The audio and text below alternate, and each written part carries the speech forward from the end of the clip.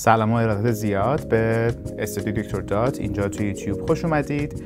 همونطور که توی اپیزود قبلی گفتم، ما اینجا قرار مسائل علمی روز رو یکم مفصل‌تر و علمی‌تر در موردش صحبت بکنیم. اگر استوری‌های اینستاگرامی دکتر دات رو دنبال کرده باشید، میدونید که ما یه چالشی رو شروع کردیم با عنوان اصلاح مصرف قند. حالا امروز اینجا قرار مفصل‌تر در موردش صحبت بکنیم. حالا اگر به این چالش پیوستین یا از اون آدمایی بودین که گفتین توی اصلاح مصرف قند و این حرفا، حالا هر کاری که کردین و نکردین این 5 دقیقه رو با ما همراه باشید. قول میدم که خیلی ضرر نکنید. بریم که شروع کنیم.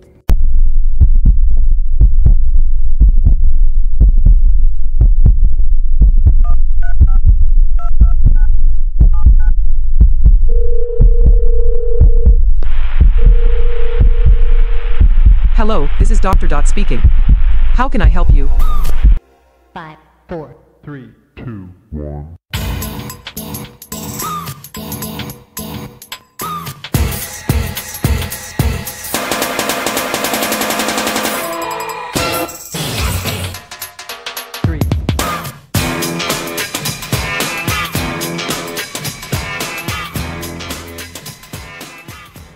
راستی قبل از اینکه شروع بکنیم بگم که اسم من سالاره. اینجا توی کانادا دانشجوی ایمونولوژی و میکروبیولوژی هستم.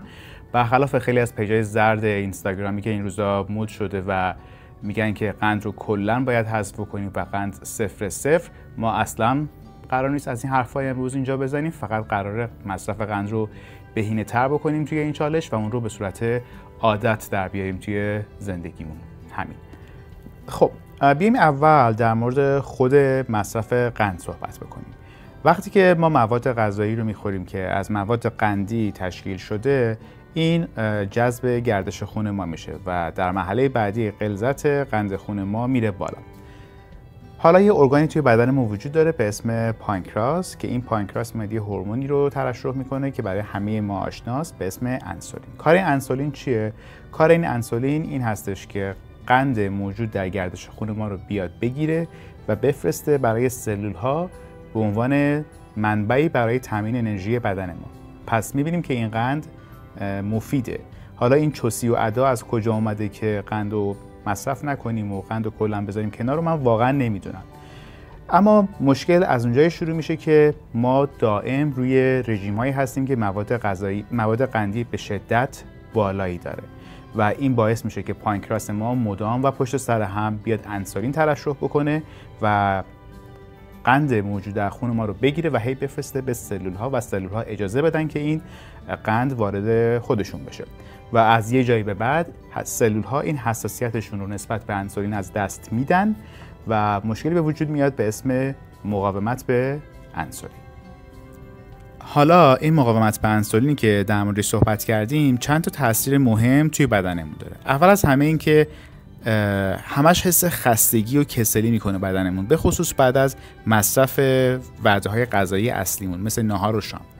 دومی که میزان التهاب توی بدن ما میره بالا و مهمتر از همه این که اگر این مقاومت به انسولین توی مراحل اولش کنترل نشه، به یه بیماری که برای هممون آشناست و حداقل توی اطرافیانمون که 2 نفر بهش دچار هستن به اسم دیابت نوع 2 دچار میشیم. حالا یه سوال مهم پیش میاد که ما این قندا رو چجوری شناسایی کنیم و اونا رو کنترل بکنیم، چون خیلی از مواد غذایی هستن که داخلشون پر از کربوهیدراته بدون اینکه ما روحمون هم خبر داشته باشیم یا اصلا به اینا بیاد که از قند تشکیل شده باشن. بریم چند تا راه حل رو با هم در موردش صحبت بکنیم. به عنوان اولین راهکار بهتون پیشنهاد میکنم که این برچسب غذایی هر محصول رو اول نگاه بکنیم، بخونیم و بعد اونو بخوریم، چون خیلی از اونا مثل همین بیسکویت ساق طلایی که هممون عاشقشیم که از بی‌رحم‌ترین است.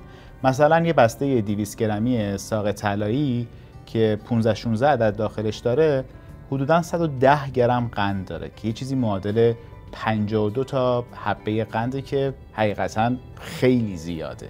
یا اگه خیلی اهل نوشابه هستین و غذا بدون نوشابه از گلوتون پایین نمیره، بهتره که شیفت کنید روی نوشابه‌های رژیمی یا اونایی که زیرو کالری هستن. حالا اینکه نوشابه‌های رژیمی چقدر مفیدن و اینا کلاً داستانش مفصله و توی برنامه جداگانه حتما در موردش صحبت می‌کنیم، ولی هر چی هستن بهتر از نوشابه‌های معمولی هستن که پر از قند و کربوهیدراتن.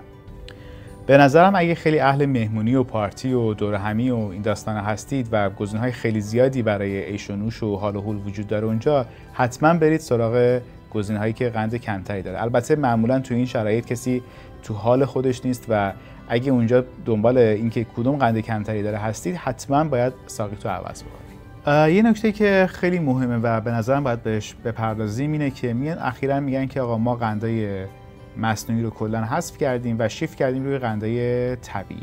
باید بگم که این موادی که شما بهشون برچسب قند طبیعی میزنید رو هم باید کنترل کنید و به اندازه مصرف کنید، چون بدن شما نمیاد تفاوت خیلی خاصی قائل بشه بین قند طبیعی و قند مصنوعی و ذوق کنه و اکلیلی بشه از این قندهای طبیعی و براش مشکلی پیش نیاد.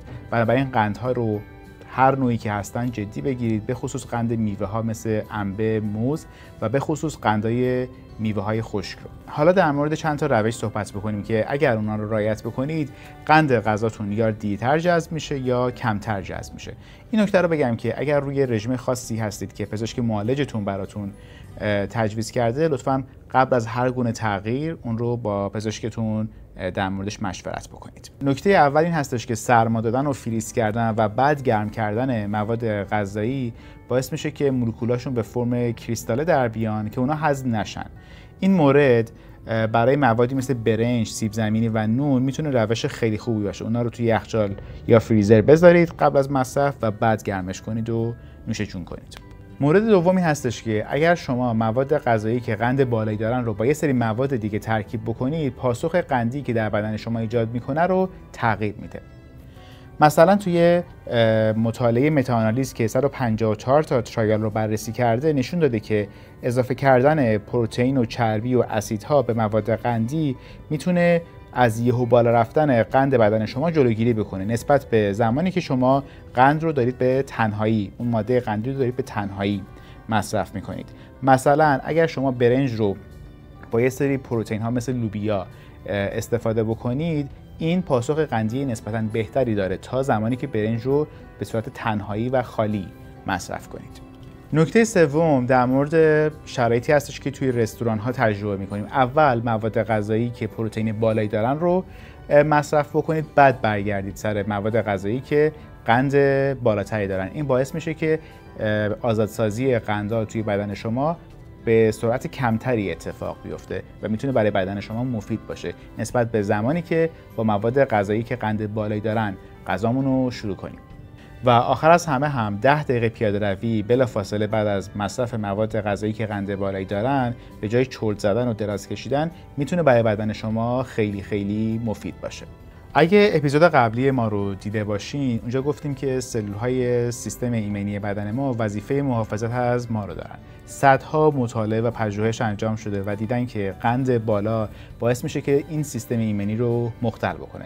مثلا این مقاله‌ای که اینجا براتون میذارم رو اگر نگاه بکنید، اومدن دیدن که قند خون بالا روی یکی از سلول‌های سیستم ایمنی ما به اسم نوتروفیل که توی خط اول مقابله با میکروب هاست رو به فنا میده. یه نکته خیلی مهم بهتون بگم، اونم اینه که دیده شده که اونایی که قند بالایی مصرف میکنن خب به طب چاق‌ترن دیگه و این چاقی خودش ریسک ابتلا به 13 نوع سرطان رو بالا میبره. یعنی بعد از سیگار این چاقی عامل خیلی مهمی از ابتلا به سرطان است.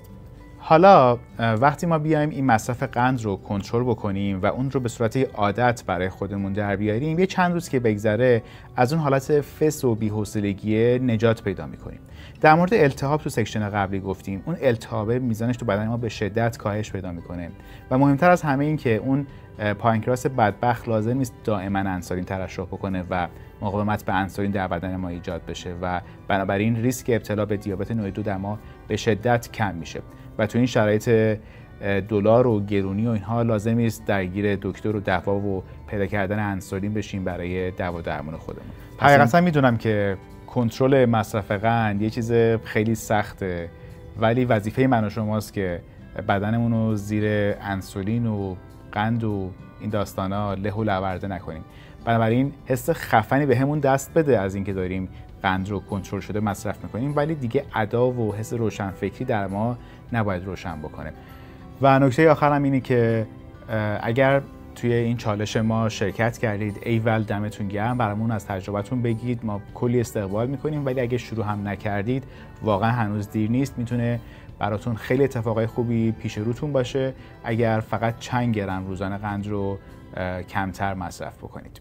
اگر سوالی، نکته‌ای، حرفی، حدیثی بود حتما توی کامنت ها بپرسید و بنویسید. میام پاسخ میدم حتما به همه کامنت ها.